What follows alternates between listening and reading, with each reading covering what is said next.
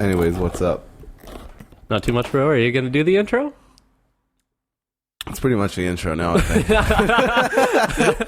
Sounds good to me. Well, no, there'll be an intro when you listen to it. You'll hear me do an intro, like not with you here. Okay. You know what I'm I'll saying? start off like, Yeah. what's up? Yeah, exactly. I'll do it before I upload it. Okay, And then I'll makes be like, sense. okay, yeah, I had another conversation with Jacob. We talked about this, that, and this. Oh, I gotcha. Okay, know what I'm yeah. saying? That'd be good, yeah. Yeah, just to have a little summary at the beginning, possibly. Mm-hmm. Maybe make people a little more interested in something. Yeah, you gotta hype up the guest. Dude, I gotta try, bro. Call me an expert and stuff. No, see, that's dangerous. I'm that's scared true. of that. That's way too much pressure. There's no way I can act that well. That's the thing, bro. I can't lie because I'm not a good actor. I'm really not. Yeah, that's true. Like, I'm a shit actor. I could never survive any acting. I'd fall on my face. Be a hard life, bro. You always hear actors talking about the scrutiny that they face being actors. It's real, man. I don't appreciate when people don't think that, like, famous people, quote unquote, like, don't have hard lives. Yeah. Because there's obviously different levels to this shit, but there's also different stresses, and they all add up to different things. Yeah, for sure. I think a lot of them... It's a lot of it is obviously a beautiful life, having money and freedom and like the ability to give your children whatever they need. You know what I mean? And I think often the criticism comes from people thinking that those celebrities aren't grateful for the position that they're in, which I think some of them aren't. I also think the opinion is that it's less about how grateful they are and just the concept of that they have money. And people who don't have money in regular life think that's all it takes. Thinks like, oh, they're not happy. They have money. They have this. They have that. It's like, that's not really all it takes to get to that point. Mm-hmm. So that's often, if this conversation comes up anywhere, that's often the conclusion that is reached on the other person's point. Is like, they have money, they have it, they've made it. So why they don't get a right to bitch, or don't get a right to complain, don't get a right to say how they feel. That's true. But even money is a big stress. More money, more problems, bro. I think that's a real thing. It is real. It's real as shit, man. Oh yeah, 100%. But people, you don't know what you don't know. Yeah, that's true. Like, if you're the living, grass isn't always greener on the other side. Well, if you're making $30,000 a year, what? That's like $5,000 above the poverty line for a single person. I don't think it's the poverty line. What's I think the poverty line's like 18 or 13,000 or something. No, it's higher than that, bro. I think I'm talking about like a family. Oh, maybe, yeah. Yeah.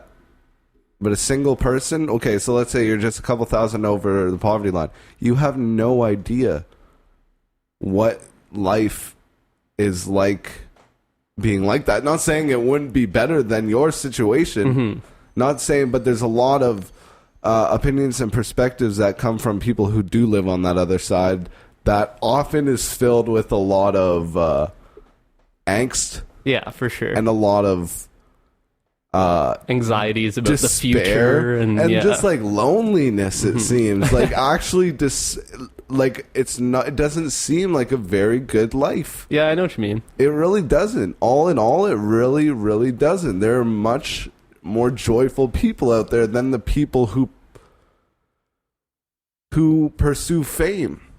Yeah, that's true. And unfortunately, some people want to do things, and unfortunately, that comes with a lot of fame. Mm-hmm. You know what I mean? There's people, I'm sure, who don't like fame, and who's an example? There's plenty of examples who, I don't know, just like rappers and stuff, like Kendrick Lamar. Like, you'll never see Kendrick. He doesn't pursue fame. He just raps, and he does that, and fame is just a symptom of what he does. I know what you mean by that, but it's also like, that's a big part of the brand that he's creating, is that type of person who doesn't like the big media coverage and the media attention and all that. It's like a part of the way that he is getting famous. Yeah, but you can't always just say that it's part of the brand. It doesn't mean it's not genuine. Yeah. You know what I mean? A part of a successful brand is the fact that that brand is genuine. That's true. And that's why I think Kendrick Lamar is so popular, because his brand is genuine. Mm-hmm. And just the fact, ultimately you never know, right? You'll ultimately only assume. Yeah. And you're definitely right that there's people who don't love the the spotlight being on them all the time, or Man, I can't imagine it. but I'm sure there's some people who are just naturals at it, they just, especially the sort of generations that have been bred to always be in the media, like the Kardashians and stuff, and like they've Or even just never like, known any different. or even just kids and Instagram, bro. Yeah, that That's too. technically the media. Yeah. It's a microcosm of it. Oh, people get Instagram famous for sure.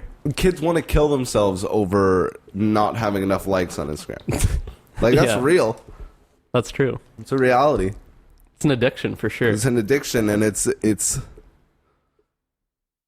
a hard life, and you need to be prepared to live that hard life. And kids are getting exposed to side effects of that hard life of always having attention on you, which is what social media does. Anyone can contact you at any time, anywhere, and you're obligated to answer because you're always checking it. You know what I mean? It's just such a bizarre thing nowadays. Christian and Maddie have both said to me before, like, Jacob, can you go like my Instagram picture? Yeah, see, they're wacky. That is some weird shit, bro. It's like, wacky. well, what if I just tell you that I like Oh, the picture? Yeah. Like, well, I would probably ask you to share it. If I was ever to ask you, you know what I mean? Maybe that would be more impactful if I wanted to get something out there. I don't give a fuck about a like, you can go like you know what I mean? I don't give a shit what you like. yeah, it's like an ego thing. I don't know. Did you ask them why? I got into a fight with Maddie about it because I was like, no, I'm not going to freaking go and like your Instagram picture. What'd she say? And she was like, I'm actually pissed that you won't go and like my Instagram Oh my picture. God, And Maddie, relax. See, it was the principle, I feel like it's further facilitating a problem. Maddie, shake your fucking head. Love you. I haven't talked to you in a long time, but Maddie? shake your fucking head. She's not here to defend herself, but I don't care. She'd agree. Yeah, she'd Maybe. agree. I do miss Maddie a lot. Yeah, I haven't talked to her in a really big piece of I'm shit. going to give her a call after the podcast. We should. See how she's doing. We should. Tell her we were talking some shit about her. Yeah, we definitely. It'll make her should. listen. Maybe we should call her right now. Yeah. Guest on That'd be- the podcast. Need some good radio. Just don't tell her. Yeah. So, what were we just talking about? Well, before the podcast, we were going on about weed privatization. Oh, true. Thought that would be a good one to bring up. I don't know much. Well, there's not much to know yet. They said the Conservative Party of Ontario said they were going to release their guidelines for how privatization would be implemented in Ontario.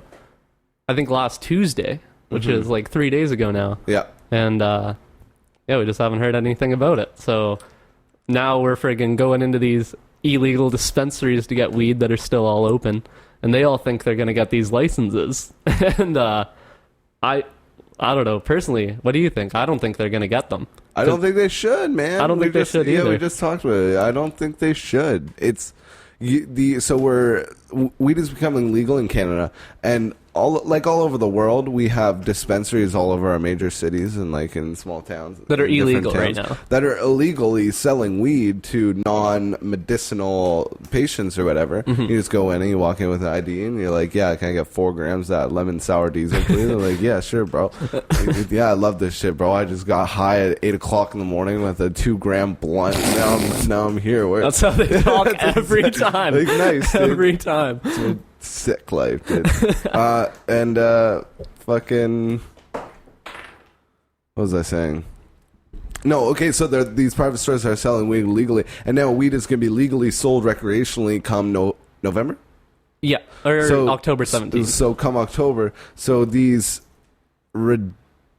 they think the employees, we've had face-to-face conversation with the employees, and the employees are like, yeah, well, the weed stores are going to be privatized, so And they don't know shit. we're going to stay open.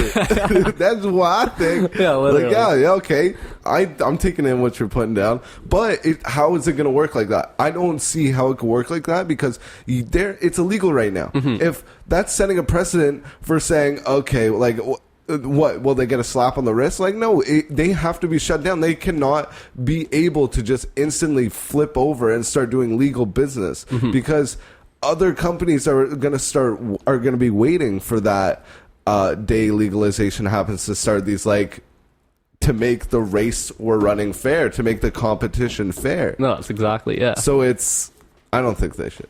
I don't think they should either, man. But I think the way that it's going to be implemented is also going to be really bad. Because personally, I think the way privatization... Sorry, we should have specified also that the plan for the legalization of marijuana and the retail distribution was going to be entirely run by the government. But a month ago, we had because that was a Liberal Party of Ontario thing. They were going to run these Ontario cannabis stores, I think it was going to be called. Yes, Ontario cannabis stores. So if you don't know, if you've ever been to Ontario, you live in Ontario, you know there's the LCBO, and the LCBO is what? The Liquor Control Board of Ontario. Liquor Control Board of Ontario. So they're totally government owned, so it would have been basically an identical business model to the LCBO, but selling weed. Mm-hmm. OCS. Mm-hmm. And now that we had the government change, the new party is saying that they're going to privatize it. So I think the barrier to entry is still going to be ridiculous for retail distribution. Well, that's what I'm curious about. How much you have to get a sales license. Yeah, and you have to have a license to sell. You can't just sell booze anywhere either. No, exactly. And I think those licenses are going to, I don't know, I'm just speculating here, but I think they're probably going to cost several millions of dollars. Really? Millions? I think so. Do you think they're only going to allow it in chains? Or like, how will will a corner store be able to sell, like, will Quickie over there be able to sell a marijuana cigarette? I'm almost certain they won't be. Will they be able to start selling beer? Aren't they going to be able to soon start selling beer? I think so. Yeah.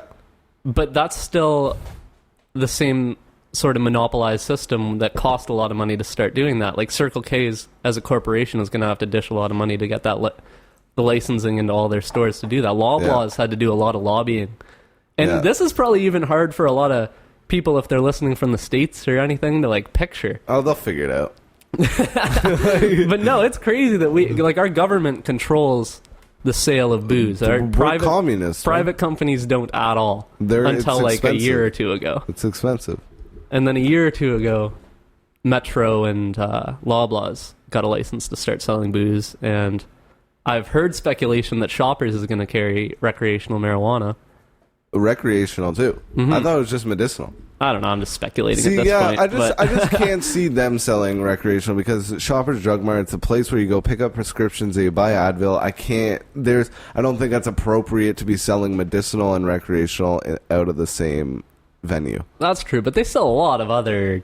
They sell groceries, they sell pre-made meals. Yeah, but they don't sell beers and shit. They don't sell sativa, like salvia. You know, they don't sell bongs. You know what I'm saying? I don't think those will be the types of places selling weed. No, I don't think so either. But I'm just saying, Shoppers Drug Mart. Yeah. I can't imagine. Maybe they will. But that'd be so strange. It would be strange. It will be strange no matter what. Do they sell cigarettes? I don't think... I don't think so. Remember we were talking to Liam and he was certain that they sold cigarettes. I think he's so wrong. I kind of do too, to be honest. I don't think they have them. Yeah, well, it's interesting. What does that mean, speculation investment-wise? And do you think it's better for the economy that they're switching to private institutions over... regardless of your personal bias on the situation? Well, the way that they've put production together, manufacturing or growing marijuana, has made the barrier to entry almost impossible. Like, if anybody without a lot of money wanted to start that kind of business, they definitely wouldn't be able to do it. And there's a lot of pros to that, because quality control with a substance like marijuana is really important. And I do believe that a lot of weed is grown in unsanitary sort of conditions that does not lead to the healthiest smoking process in the weed. Fucking asthma and shit from all these pesticides you're going to breathe in. I really do think that's true, and especially how heavily... So you think it'll be hard to regulate it if it's privatized? Oh, if the... if the growth of it is privatized 100%, but they're only talking about privatizing the retail sales aspect of it. So these companies will buy in large quantities from the licensed producers. And they'll be shipped across country. Yeah. And in the States, a lot of places, like, what's the biggest one? I guess they're probably not the biggest Bro, anymore. what's gonna happen to the States when they realize we're legalizing weed? Germany's right there behind us, Australia's right there behind us, and they're still like throwing people in jail and like not letting people have jobs without piss tests. And if they catch you with weed, you can't have the job or you lose your contract. All Yeah, the it's a wild sports. thing, man. What's Some gonna states happen? are still like that. Yeah, a lot of people don't agree with it. Mm-hmm. That idea is obviously going to change. Yeah. But when you do compare our situation to the States, they haven't created a market where the barrier to entry is really difficult and where, they it seems they have an environment where you could start your own marijuana growing business in the states that it's legal If you for had a like a few decent- $1 million or like $1 million or $2. A decent investment. Yeah. How about 500,000 and like a couple hundred hours? Maybe. It seems like it. Yeah. They have like thousands of licenses in California alone. We have less than 100 in our whole country, although the populations are similar. It's super interesting. And they have an oversupply in California. And I don't think it's all the best quality stuff either. They definitely wouldn't have as high they of got those regulations. regs, eh? They don't, no, they don't. They really don't have the dank. I heard all that miracle growing shit, bro. All you need is some water and some sunlight, baby. I don't know shit. I've never tried. I especially think it's been really smart for our government to create the type of monopolized marijuana industry, because I do think that the companies will succeed as real global competitors too. They have way, like our Canadian... So what you're saying is you're a globalist. Yeah, Okay. yeah. You fucking shill. Our biggest Canadian licensed producers, some of them like Canopy Growth Corps in Yeah. like 8 or 9 countries now, like fully Crazy. or majority owned companies that also have the monopoly within those countries, pretty much. Insane, bro. It is nuts. And it is better because it allows companies to grow huge without having some sort of help from the state. Mm-hmm. You know what I mean? Help, like grants and tax cuts and things that need to happen quickly in order to grow a business quickly. Mm-hmm. Like they'll probably have to do in Germany. You know what I mean? If they want to start, if they want to be competitive, if they want to for be sure. globally competitive and they want to start doing their own stuff, because it'll be really cheap to buy from Canada. If they want to do it locally, they'll have to incentivize the business so hugely. They'll have to spend so much money cutting costs around that private industry, however they can. It just makes up such a huge part of the like economy. Marijuana. I guess not legal economy, No, but black like market. just the amount of money that's constantly circulating throughout marijuana compared to other industries, I bet it probably makes up close to 1% of the wealth in our country. Oh my, that might be a stretch, bro. Maybe not. Maybe not. There's a lot of people that smoke weed, but 1% might be a little bit of a. It's a lot of money. What's our total GDP? I think it's like just over 1 trillion. So it would be $1 billion on weed. 10 billion, yeah. 10 billion on weed. I think it's like 1.7 trillion. Did you look it up? Canada GDP. Let's see.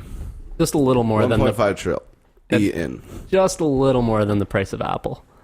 That's hilarious. Yo, Russia's gone down, dude. Significantly? Oh yeah, they were at 2.2 trillion 2013, and they dropped down to 1.2 trillion. Really? By 2016. That's wild. Yeah, but I guess everyone dropped down 2013. What happened in 2013, bro? There was a big European crisis. Oh, the Greek yeah. thing. And Remember when Greece had its bank? Mm-hmm. I forget what happened there. They had to default on a lot of debt. They claimed bankruptcy, pretty much. Yeah, crazy. And maybe Syria is a part of that too. Yeah, that's true. The wars. Yeah, who knows? So trippy, man. Our world's so crazy. Yeah, it is nuts. Our world is so crazy. It's so... Just being in Toronto, and just seeing like, Yeah, tell the world about your last few days there. just being in Toronto and Doing what in Toronto? what do you mean? You were finding a place to live, Oh bro. yeah, I've said this, Oh, bro. This okay, my isn't a bad. new thing. Yeah, no, I know you've announced Yeah, it, but you pretty much found a place. Yeah, well, we found It's a big place. news. It is. It is. It's a lot of stress relief. Tell all the listeners your address so they can come visit you. Okay, there's nobody listening, bro. It's just me and you, dude. There's nobody. What was I saying? Sorry, going to Toronto, it's a Yeah. crazy world. Yeah, it's a crazy world. That's what I was saying. No, it is a lot different in Toronto, man. Just seeing the planes and it's crazy. It's crazy, man. Little New York. It is a little New York. And we're even down there and just like intricate, not like highways and shit. You come to Ottawa and there's one highway right down the middle. Yeah. And that's the Queensway. Mm-hmm. And you go to Toronto, there's like 8-lane highways on either side that twist and bend with multiple exits to go in and out of the city and in and out of the different neighborhoods and shit. It's different, man. It got me inspired. Like looking at an airplane flying right above me. We were staying at a Pearson Airport hotel. Mm-hmm. It's like I want to be on one of those, man. Like I want to be doing that right now. Like, be doing something that I have to go on an airplane and go in any aspect. You know what I mean? Man, have you ever seen that Leonardo DiCaprio movie, Catch Me If You Can? No. Oh, you've never... Oh, it's so good, bro. He fakes being a pilot. And that movie always got me thinking about how sick it'd be to be a pilot, man. Everyone's just like, are you an actual pilot? Yo, it'd be You get cool. to- I was thinking about that the other day, too, dude. That's so cool. One of my profs was a pilot for like 20 years, too. And then he like failed his test to renew his license. So then he had to get a finance degree. And now he just did something totally different. But That's hilarious. Bro. Yeah, loved life being a can pilot. change, man. honestly. You can change real quick. 40 said if you wake up that day, then you have a chance to change. That's That's right. true. Sometimes it feels hard to change. You think so? Oh, well, I already feel it in life, bro. You know what I mean? Like, Yeah. me and Kaylin talk about it all the time, just like time. Mhm. Just like feeling like you're too late. Obviously, that's not the reality, but the feelings are real. You know what I'm saying? Like, feeling like it's too late to change. Yeah. Or you don't know where to go when you change. Mm-hmm. Like, my mom would go to school. It's like 50-something. You know what I mean? Yeah, that I'm is feeling sick. like too. I how do talk you about do that all the time. Yeah, I think but I that's can't such a I can't sweet imagine thing. it. It's like how taking that step that late. Yeah. Like that's the feeling you get being too late and feel like no, I can't change. That's true. You know what I mean? It's trippy. Mm-hmm. But no, it's never too late, dog. No, I feel like I've changed a whole lot. Me too, bro. Oh, yeah, we definitely have. Me too, bro. It's pretty incredible. Ups and downs, but like overall, I'm still figuring out what to do, man. Still Yeah, I figuring out feel my ya. purpose. I don't know. I listen to podcasts and I listen to real intimate podcasts, and it wasn't a gay joke, but I listen like to people like comedians. Go listen to Theo Vaughn's podcast. It's incredible. He just sits there. And Andrew Schultz and Brilliant Idiots, and these guys are like, yeah, I'm 34 and I'm still figuring myself out. You know what I mean? It's like it's a constant journey, and it's interesting seeing where we've come at 22 and realizing some of the gifts that we have that you didn't realize that you had back when you didn't value yourself enough when you were younger, and it just gets better when you're older. Man, comedians have one of the most interesting platforms because when they're up on stage, like doing stand-up, they have to play a role that seems like they are totally in control, you know? Like they got it. Because you're speaking in front of a huge crowd and you're like standing up while everyone's sitting down and you're higher than everybody Yeah, else. but you know how you gain control? It's not about the thing, it's about how it happened. Yeah. And it's vulnerability. Comedians are vulnerable. Comedians are honest. That's true, eh? That's what gains the control. That's why it doesn't just happen. You know what I mean? You can't command it. You just have to have faith that it'll happen. Mm-hmm. You can't control that. You can't control a room without faith that they will pay attention to you. That's true. It'd be a hard thing, man. It'd be so trippy, man. It'd be so cool. We said we were going to do it. We should have done it. Yeah, we should have. Just write a couple minutes. Not too late. And yeah, We're it's young. never too late, bro. Joe Rogan started now. We can fill out some, some fulfilling comedy careers right now. What should we call ourselves? Yeah, we'll be a duo. A stand-up Dykeman. duo. Perfect. Dykeman. Perfect. Idiot squared. Yeah, it'd be interesting. I wouldn't want to be a stand-up comic. No. I think it would be hard traveling like that. Yeah. You Especially used to when you envy that, though, with, like, rappers and stuff. And like, But it's cool when you're young. yeah, for But sure. I see comedians that are like 50, even Joe Rogan still. Like, bro, that's tough when you're like... That's true. There's some... I don't know if I want to take that path with my life. Yeah. And that's like seriously thinking that through, you know what I mean? Like grind and work as hard as you can to achieve what you want. But then you have to understand where the balance comes in. Mm-hmm. You know what I mean? I wouldn't want to do that for 60 years. I'd do it for 30. Yeah.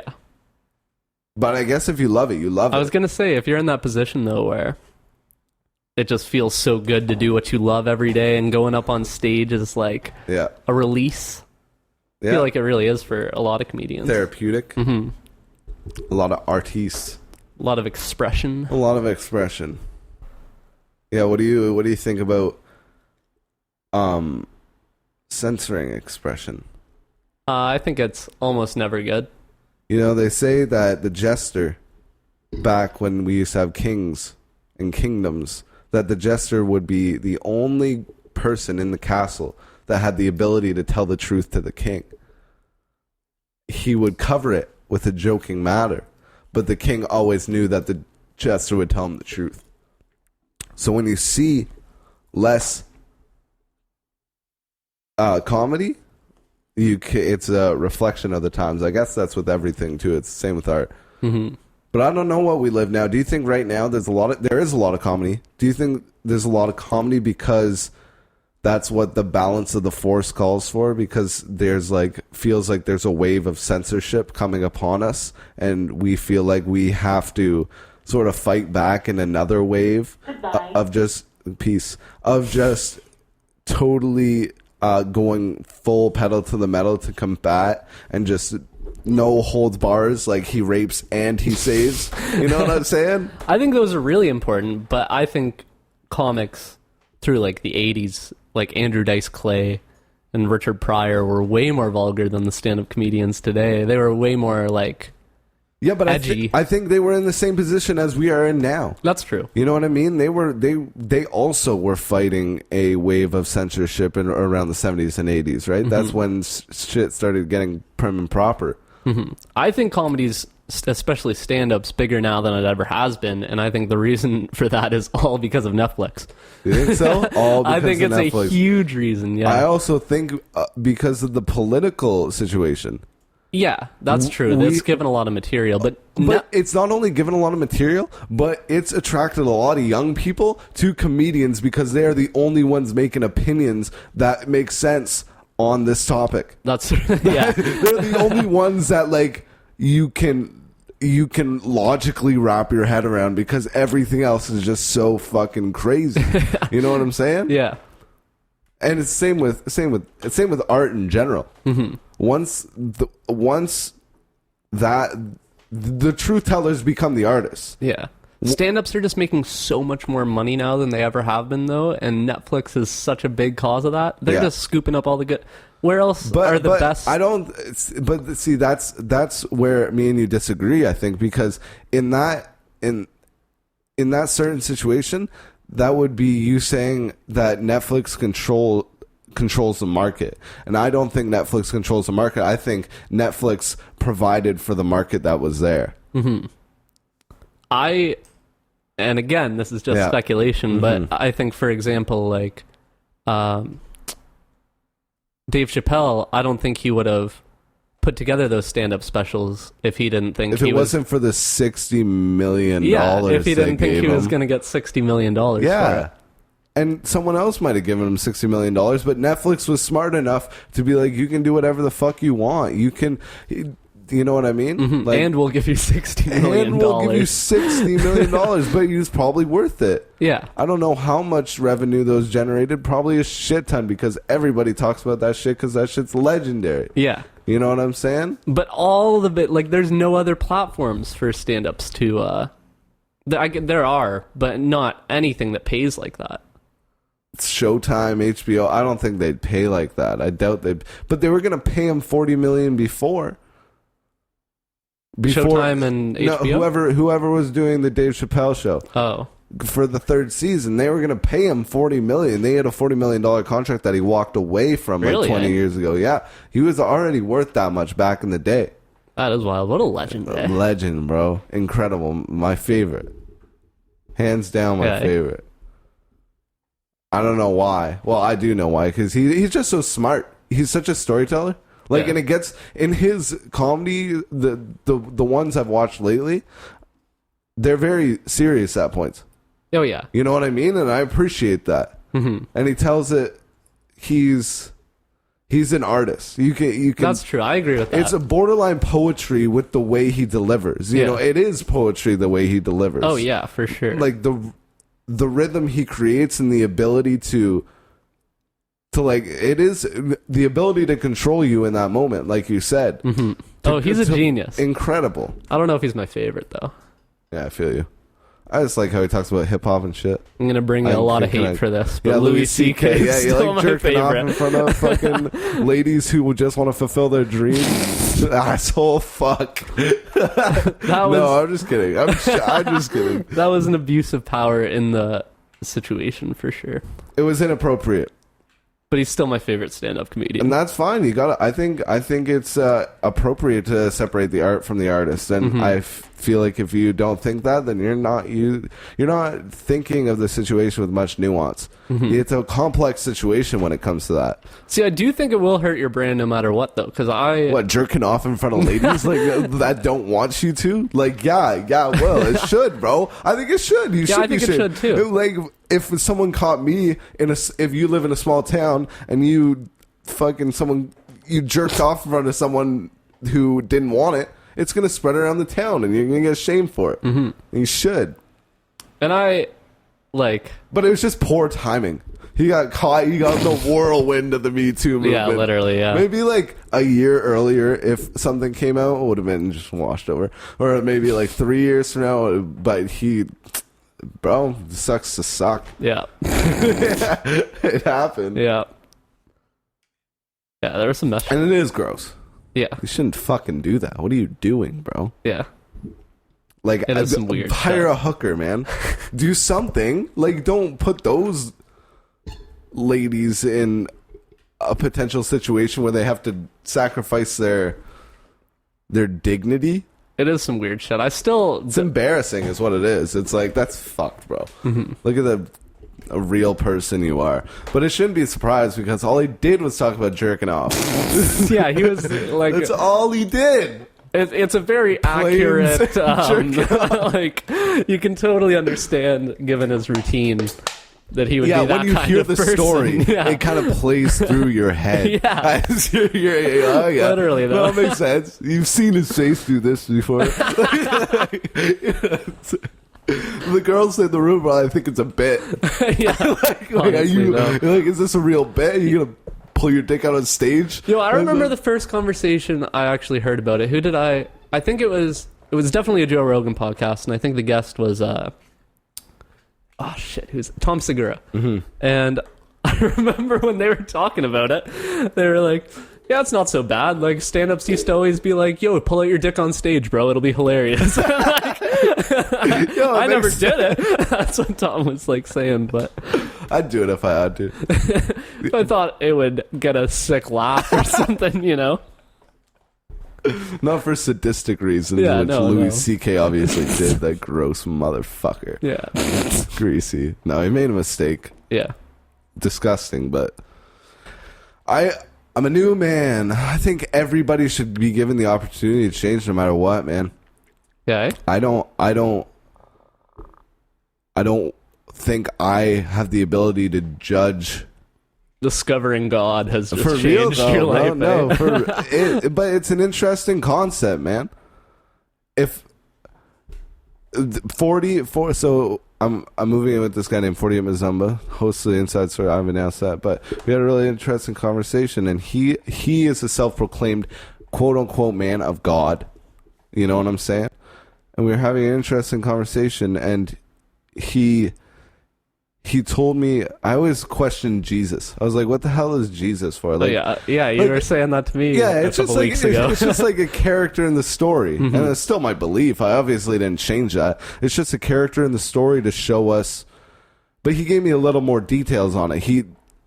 It's God, the Holy Spirit, and Jesus. And that's the Holy Trinity.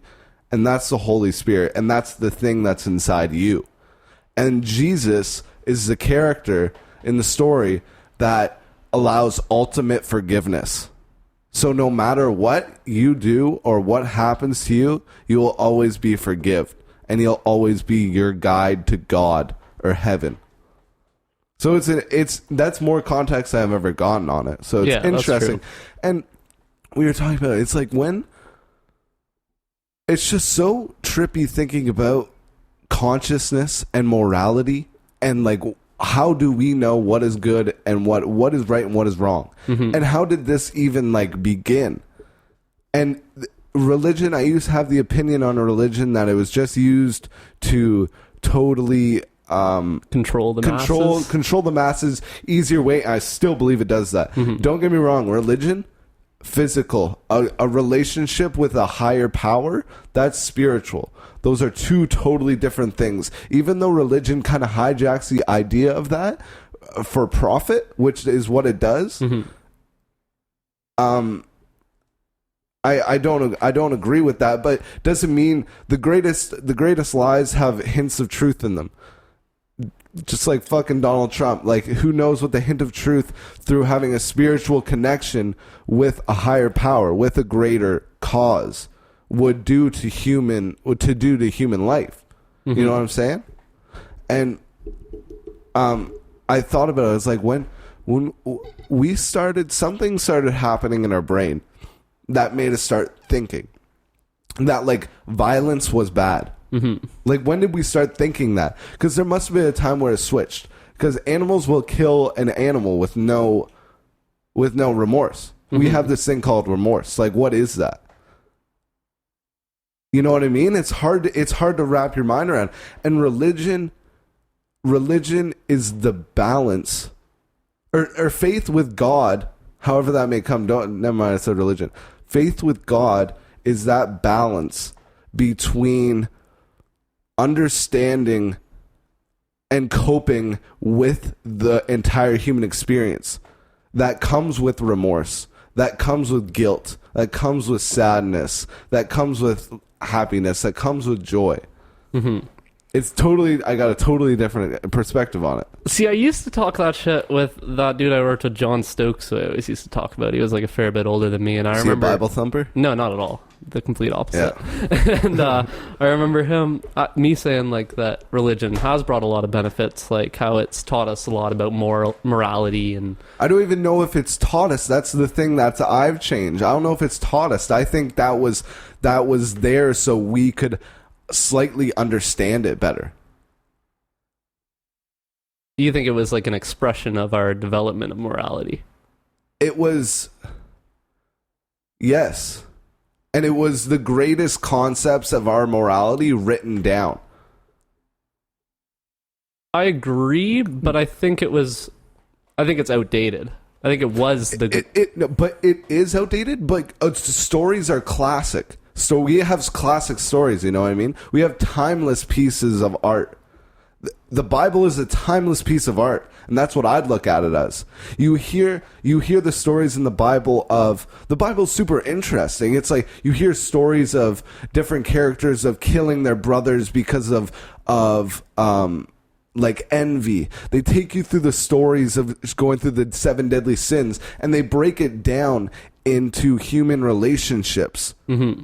And they explain that they give you, it's like how I thought about it when 40 was talking to me about it. It's like one day we broke into this consciousness. It's like just breaking into another realm, like floating in space, mm-hmm. like totally floating in space. We have it's infinite. We have mm-hmm. infinite capabilities, and in order to explore that, you have to have an anchor of something.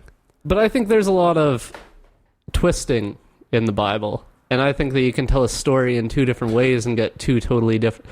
I think you could tell a story about somebody being greedy and hoarding a bunch of money their whole lives, and then dying lonely and miserable. Or I think you could tell a story of somebody being greedy, saving a bunch of money and doing a bunch of good with it, and then make greed seem really good or really bad.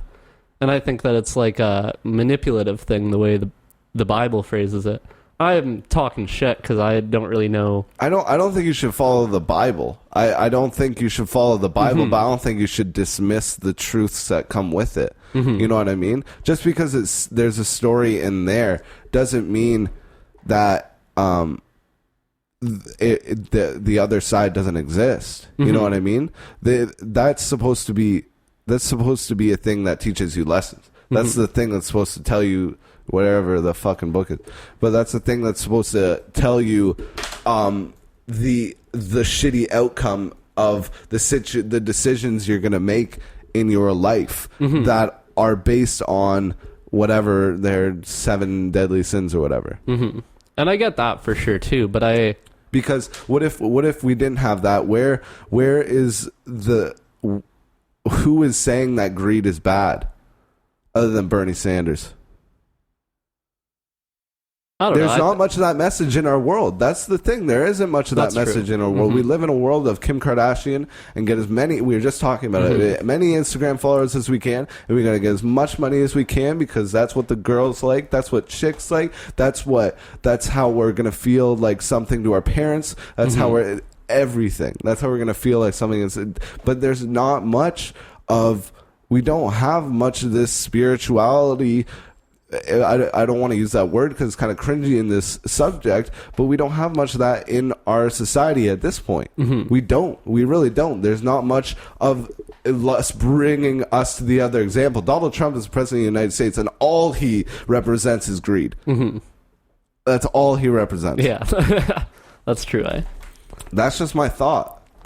And I definitely understand the good things that can come from the Bible, but it just reminds me... But are you separating the Bible from a faith in God? I'm connecting them directly together. Why? Because I think that the Bible is a product or a tool that the religion uses in order to facilitate a lot of other beliefs that aren't very good, or that... They're not all bad, but like... And like I said, a lot of benefits can come from the Bible, but...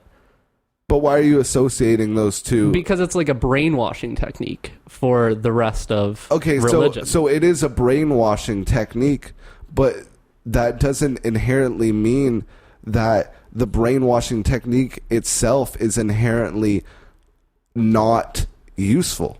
That's true.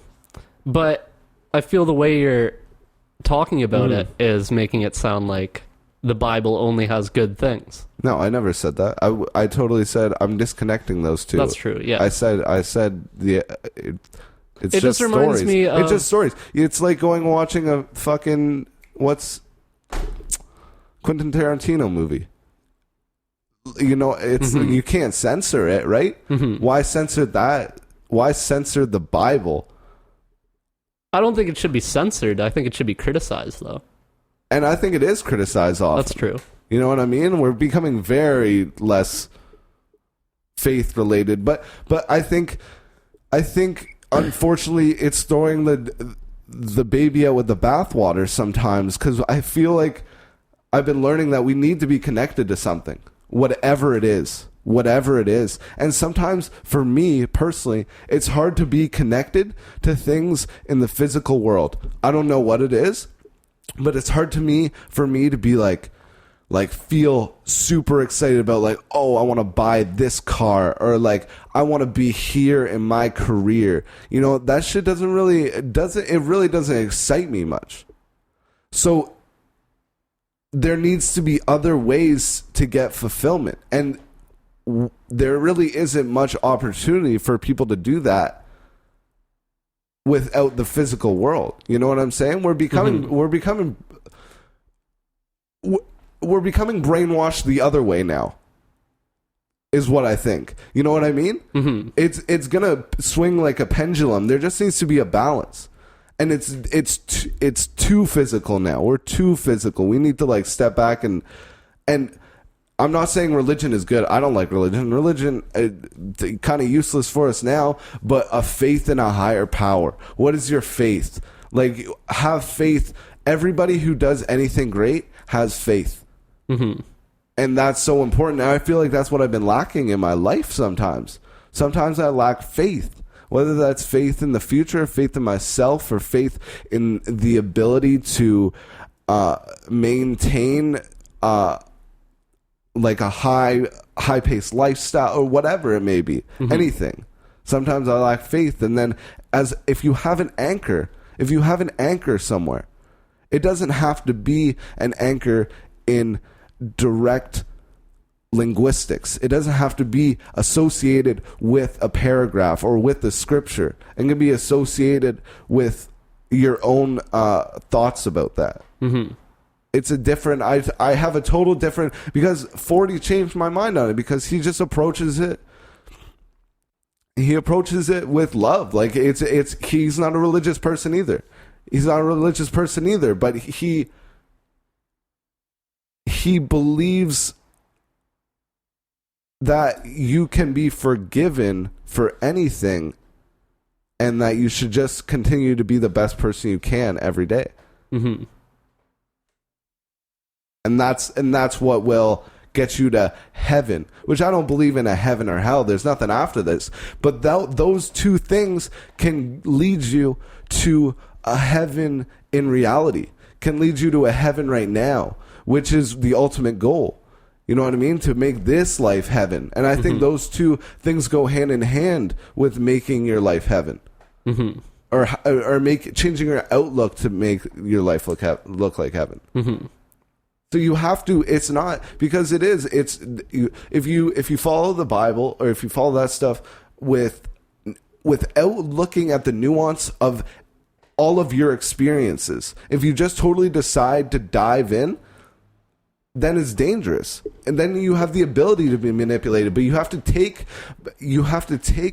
things that seem important from everything you experience, and you can't totally toss one thing out with the other. I think that's dangerous. You know what I mean? I don't think that's the best way to learn. And that's how I viewed that. That's how I viewed, and it sucks because religion is intertwined with faith. Yeah. Ultimately, and it's unfortunate. It shouldn't be like that. It isn't like that everywhere. You know what I mean? There's people. I understand what you mean by the virtues of religion being important, and It's not the virtues. It's not trying to be virtuous. It's just the guidelines that. It's not even a guideline. It's just having faith in tomorrow. It doesn't have to be God. It doesn't have to be guidelines. It doesn't have to be punishment. It's just having ultimate faith. Because sometimes people have trouble finding faith in their life that they're going to be okay. Mm-hmm. You know what I mean? And I get it. And it's unfortunate that it's all tied in with religion. If people could have faith without religion, that would be ideal.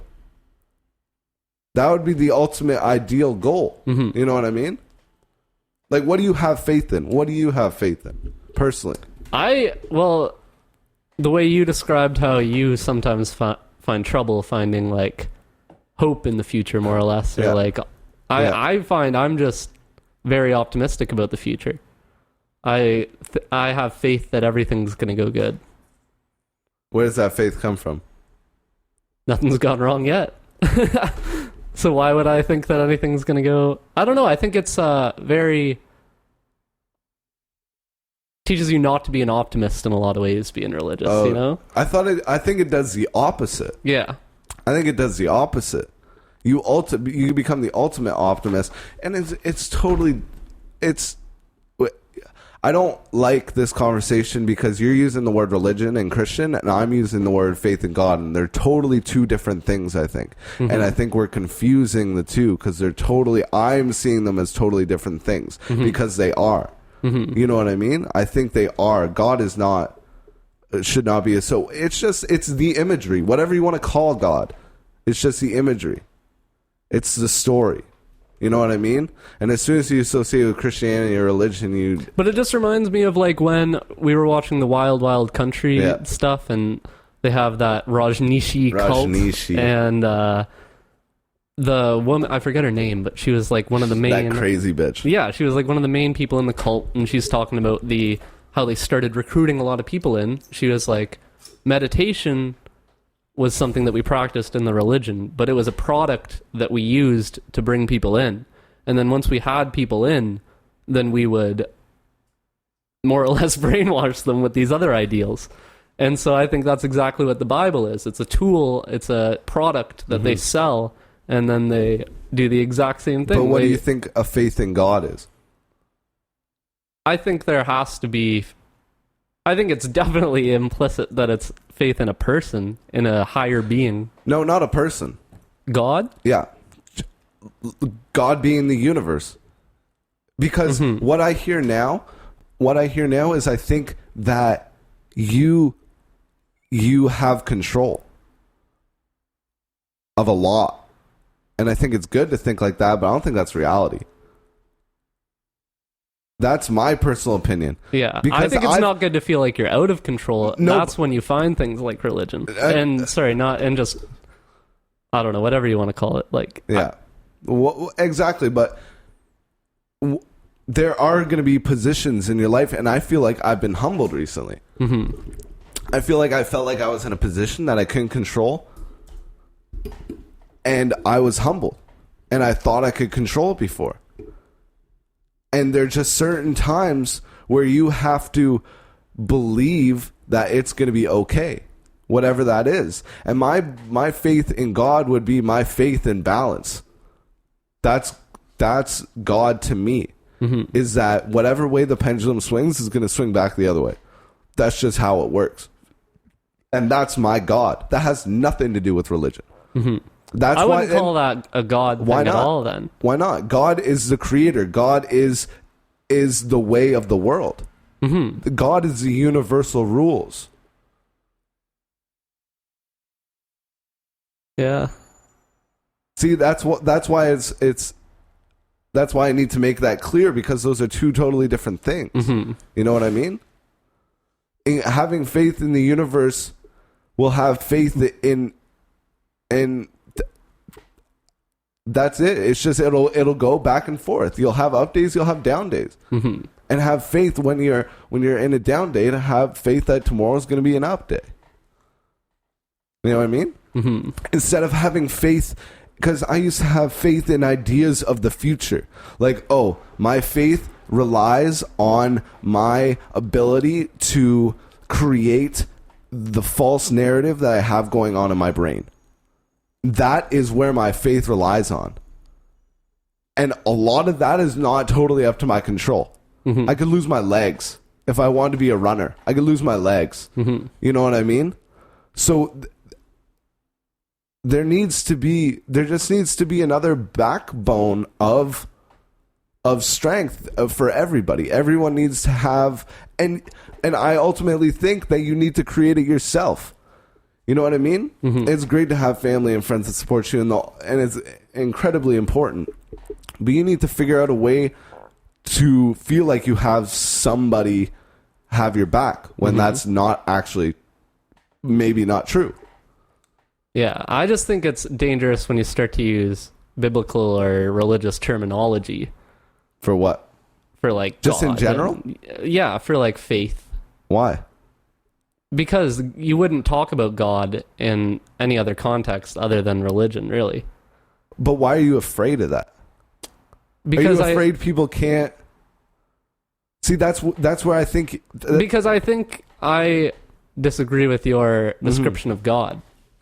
Maybe I just don't know enough about it, but I just would never describe God as a feeling or like a faith, or I would always describe it as, like you said at first, the creator. But isn't that you say that things in the Bible can be taken very seriously? Isn't that you taking that too seriously? Isn't that you taking that story too seriously? Isn't that you like reading it off the word? I think it's a reaction to other people taking the story so seriously. Okay, yeah, that makes sense. Yeah, but I often would say that reaction isn't truth. Reaction doesn't always lead you to the truth at the end of the day. Mm-hmm. It might be because often a reaction is often extreme. You know what I mean? Mm-hmm. So that, and I've been taught my whole life that I've never been religious, and I'm not gonna be. Like, it's not gonna happen. Mm-hmm. But as I grow older, there are so many ideas that you can take that have manifested for thousands and thousands of years within our world that shouldn't just be overlooked due to the fact that it has the possibility to be manipulated. Yeah, that's true. That's a shame. Mm-hmm. But I think you can definitely talk about those ideals separately from religion. And that's what I was trying to do, right? Yeah, that's true. That's what true. I was trying to do. The religion, but the Bible is interesting. But when you're talking about God, I think that is directly relating it to the Bible. But other gods exist. Allah means God. Mm-hmm. You know what I mean? But that's the religious thing too. But God is an idea. God is an idea of the Almighty Creator. Mm-hmm. And I don't see him as a person. I don't even know if he's depicted as a person in the Bible. I think he might be. Who knows? Mm-hmm. Who knows what he is? He's depicted as a person often, but no, that's dangerous. Mm-hmm. That's dangerous ultimately, because it's not. Even when you listen, even I read the first 2 pages of the Bible this morning, they were talking about, after 6 days of hard work, God created, he created the day and the night and the dark, and he took them apart, and, the 7th day he made for rest. Mm-hmm. But it's so trippy, man. It's so trippy. Just the stories and how timeless they are. They are timeless stories. They are timeless pieces of art. Yeah. And they should be taken the way I think I take Kendrick Lamar music. You know what I mean? Mm-hmm. I don't want to go around and where your granny live. You know what I'm saying? Mm-hmm. But I'm going to take the message from that story, because ultimately the Kendrick Lamar message in his story is you can survive anything. You can be from the hood and make it. You can change your life and your future generations' life. And I think that's all the stories in the Bible do. But I was asking all these questions with 40 because you often hear you should fear God. Mm-hmm. What does that mean? And he said it's a healthy fear. And it makes sense. You should fear the universe. You should have a healthy fear of the universe. You should always be checking behind your back because it's ruthless. When it's going really, really well, heads up, man. It's going to rain. You know what I mean? That's just how it happens. And it makes sense. It doesn't have to be a fear of, oh my God, I'm going to be trapped in hell for eternity.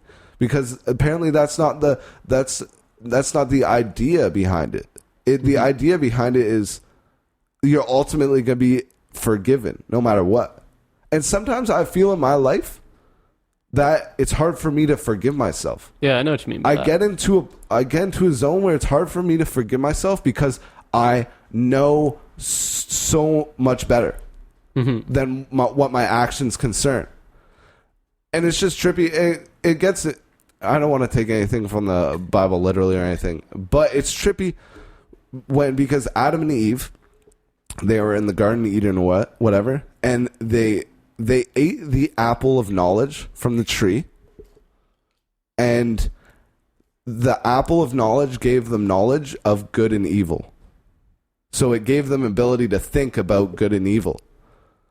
So they were officially not pure, and that's how humans became humans, and then they built the fucking ark or whatever. Mm-hmm. But 40 was talking to me about it, and he was talking about how knowledge is dangerous. Mm-hmm. Knowledge is dangerous.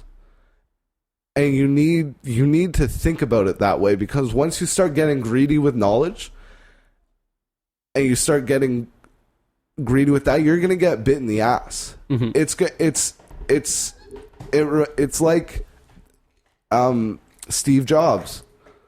He doesn't have a great legacy. He doesn't. As a human being, he doesn't. Yeah, no. As a businessman, he does, but as a human being, he doesn't. And the Apple logo back in the day used to just be the apple, and the apple was the apple that Adam bit, the apple of knowledge, and then they changed the logo to it with the bite taken out of it. Really? Trippy, bro. It's just trippy, and it's interesting reading the Bible and then understanding stories like that and understanding nuance to situations like that, because these stories are timeless and they are relayed over and over again. They're sampled. It's like when hip-hop musicians sample like old 80s tunes. You know what I mean? They sample stories from the Bible. Yeah. But they're just stories. Yeah, They're just they stories. are just stories. They're just stories. In the beginning, I skipped a whole few pages because they're like, oh, Noah was 580 years old and blah, blah, blah was 764 years old. And it's like, what are you talking about? You know what I'm saying? It doesn't make sense. Mm-hmm. But there's just something in my life that I need. I don't know. Maybe I'm different. There's just something in my life that I need that, like, I can feel. You know what I mean? I need to feel something. Mm-hmm. And if I don't, then I'm not going to keep myself in check, and I'm going to become a zombie slave, and I'm going to lose myself. Yeah, I feel like if that's the feeling, especially, I feel like religion might be a dangerous place to end up, or the Bible or whatever. Yeah. I don't know. Just personally, I don't know. I just could never see myself. I understand like how I just couldn't imagine using it as any type of guideline. No one, a lot of people do use it as a guideline, and I don't think that's smart. Mm-hmm. I don't. Why would you use it as a piece of art and use it as something you can take something out of? Yeah. Because I feel like I had such a shadowed opinion on it.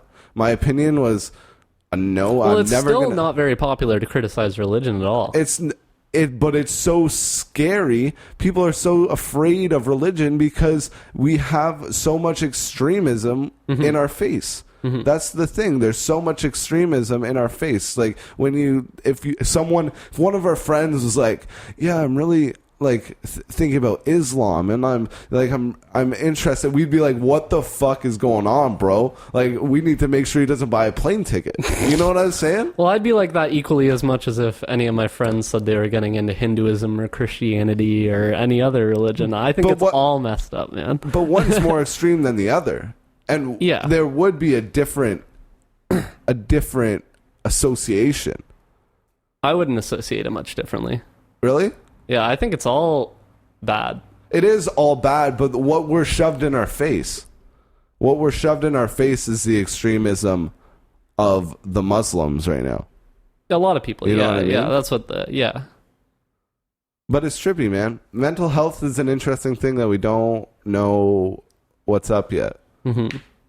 And I don't think we don't have any solutions yet other than what we're trying out.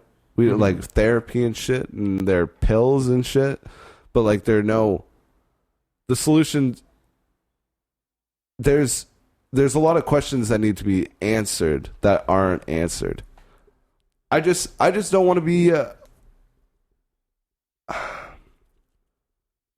There just needs to be an anchor in my life, or else I don't know where I'm going, bro. Or else I don't know where I'm going. Mm-hmm. That's it. Yeah.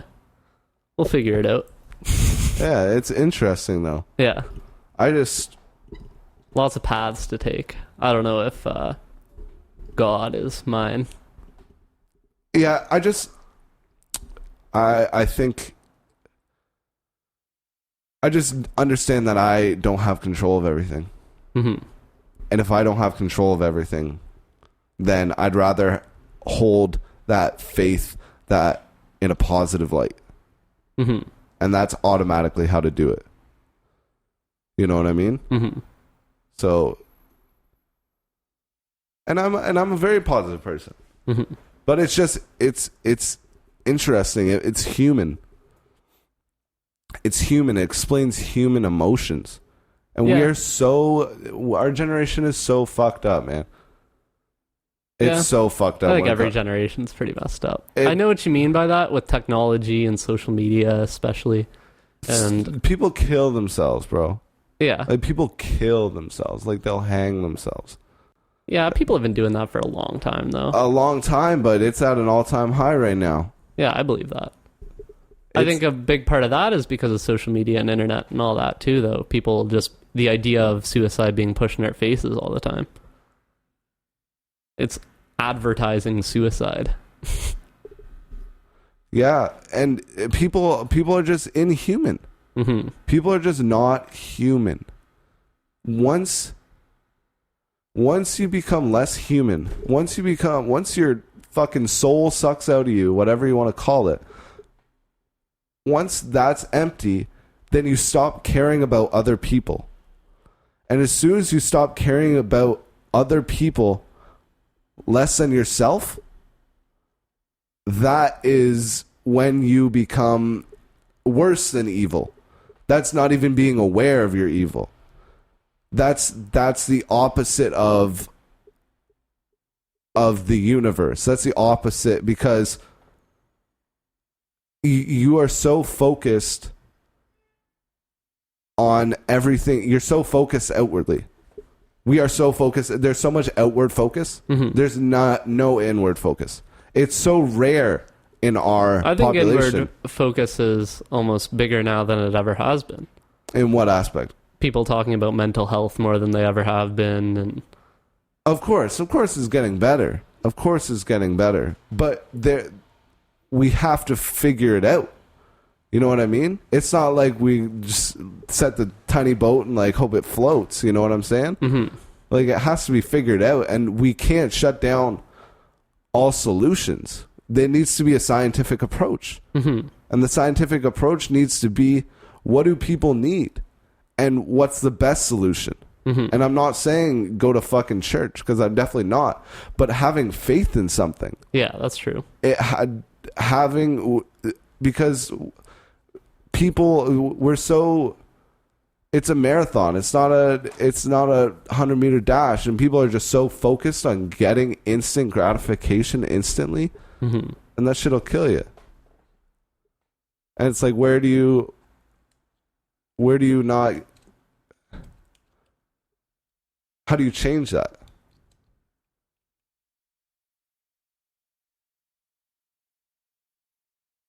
I don't know. I think a big part of the problem is looking too far into it sometimes. No, exactly. Too. But that's also what that's about. I think a huge part of the problem is non-experts looking into it too much, because we have no idea. Who's an expert? Like psychologists and like therapists and people who actually like deal with those types of problems. Yeah, that's true. That's true, but then that's just you're just replacing psychologists and therapists with a priest. It's just a different time. It's just the same role. Before it's education and science over faith. 100%, but replacing that like a faith is just as dangerous. You know what I'm saying? Because that's within itself. But I do have a lot of faith in our education system and in our structure of having like people to talk to who actually know what they're talking about, as opposed to a priest who is in tune with God, who can answer all my... It would just be a different time. 200 years ago, you wouldn't go to a psychologist or something else. You'd go to a priest. Mm-hmm. It's just a different time. It's just a different different role that's being played. But having too much faith in that is to an extreme is too extreme. Yeah. No matter what faith it is. So there needs to be a balance, and sometimes there's too much faith in that. Too much faith in doctors, too much, and not. But I enough. think it's like you said a second ago about not having control. I think I have a lot of control over how I feel. I don't think I have control over everything in my life. But I think if I tried to figure out how to feel better, I feel like I'm releasing a lot of control to the people who do know more about it. Like you were saying, we do have to figure out these like tricky problems, but it's not me and you who are going to figure out anything. We don't have control over that. You're right. And that's it. And that's also something that I thought about. And it's just be careful of the knowledge of power, or the power of knowledge. And that's just that's also the way, the thing that can be replaced by faith is just having the ability to be like, hey, I don't even need to think about that because shit's going to be okay. You know what I mean? And a lot of people don't do that. People are like constantly refreshing their Instagram feed to check if they got more likes. Be like, yeah, bitch, I don't even need to check this page. I have faith in something that... But it probably wouldn't even... If you had anything like that, you wouldn't even be thinking about your Instagram account from the beginning. But it's just... And I feel like I hate to admit it, but I get caught up in a lot of that behavior. I'm not a perfect person, you know what I mean? I think I have an ability to communicate myself, and I'm very aware, and that's a gift. But sometimes I get caught up in the bullshit, and I need a way to find myself through that. And I need to keep doing it, or else I'll stay permanently caught up in the bullshit. I shouldn't stress about money, man. I shouldn't stress about money. It's fucking cool, dude. It's all gonna happen. It's all gonna happen. That's true. Regardless of it, just having faith that it's gonna happen. I don't need to spend my time and energy worrying about that. It's gonna happen. We're gonna figure it out. It's gonna happen, and those are things that I've spent a lot of time and energy thinking about. For what? For what? Nothing. For nothing. And I need to get out of that zone, but I always find myself continuously in and out of it. But that's just life, right? Hopefully I can get better at making those out when I'm out of it smaller. Hopefully I can figure out how to shorten that. How they're going to inevitably happen. But how do I catch myself? Yeah. Or how do I prolong staying in it? Yeah, everybody gets that for sure. These freaking 100%. little ruts. And you need to figure it out. You need to figure it out. And I think I approach things with scientific approach, and I want to explore every option. I want to be intellectually honest with myself, because that's the only way it's going to go anywhere. And in order to be intellectually honest with myself, I have to think deeply about these ideas. I have to think deeply about these ideas. It has to go beyond what I think, or what I have thought in the past.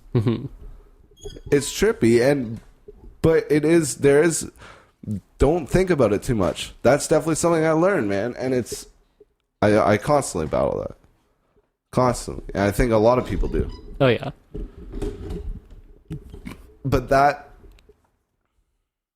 that's in a religious perspective, in a religious story perspective. I love religious references because they're so enticing, and they're so like the grand, you know what I mean? They're so incredibly powerful.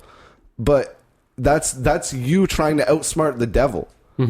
That's what that action is through storytelling. That's you trying to outsmart the devil, and you'll never outsmart the devil. You're trying to sit there and think and scheme your way through something.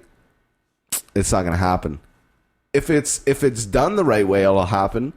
But you constantly worrying and stressing, that's you trying to escape the inevitable truth. And I love that fucking, the references, they're so incredible. It doesn't just seem like... And I understand the conclusions.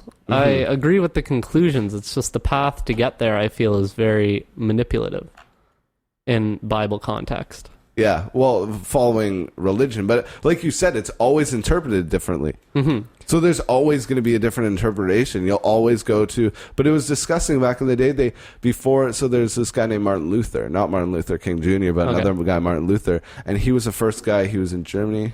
I don't remember what year this was. I think it was 1700s, but he was the first guy to tell everyone that they should read the Bible themselves, because for People used to, but what happened before that? Nobody could read, but that's how they gained power. Mm-hmm. The priest would be like, "No, I am going to interpret this from you. I am the one who is talking to God, and I am the light that will shine. The light that will shine through me will be God's light." And the only way you could interpret the Bible was through someone else. I've heard that before. Yeah, and that's why it makes me question if that was even the beginning of when the Bible was created. Was that even the initial idea, was to create these religions, or was it just a story? What did people who could read first just happened to hop along it and understood that they could create a curriculum, a lifestyle that could be used to be economically I don't know, fucking like viable or economically profitable. Exactly, economically profitable. And that's who knows, right? Mm-hmm. Like, who knows if people were like, because it's all perspective. It's all perspectives. You talk about two different things in the world. You talk about two different issues in the world, and it's totally different perspective. You ever hear like about Fidel Castro? Yeah, I've heard good things and bad things about Fidel Castro. Exactly, but it's an interesting example because Fidel Castro, he stopped South Africa from invading Africa to enforce apartheid. So apartheid, blacks and whites had to be separated. Mm-hmm, yeah. And Cuba and Fidel Castro was the only army in the world to send troops to help Africa fight the South Africans to stop the apartheid. So from that side of the world, they love Fidel Castro. They love him. And then from our side of the world, it showed how, and he hurt people. But he wasn't in government either. He had to lead a military coup in order to. It was a militia. Yeah. Exactly. And he was teaming up with the Russians. And there was this whole, and that's why we didn't like them. Mm-hmm. But think about that. Same guy, same situation, two totally different perspectives. Yeah. I think about that. Yeah, for sure. But it's just interesting when it's in context like that because it's so easily happens. Mm-hmm. Just like the Bible has been fucking rewrote 300 million times, bro. I could rewrite one right now and publish it, dude. Yeah. It's just different ideas. What do you think about that lady who tweeted to Saudi Arabia? What'd you say? You didn't hear about this? No. Oh, you're so out of the loop, bro. You want to take a break? You want to wrap it up kind of soon? I'm feeling kind of hungry. Okay.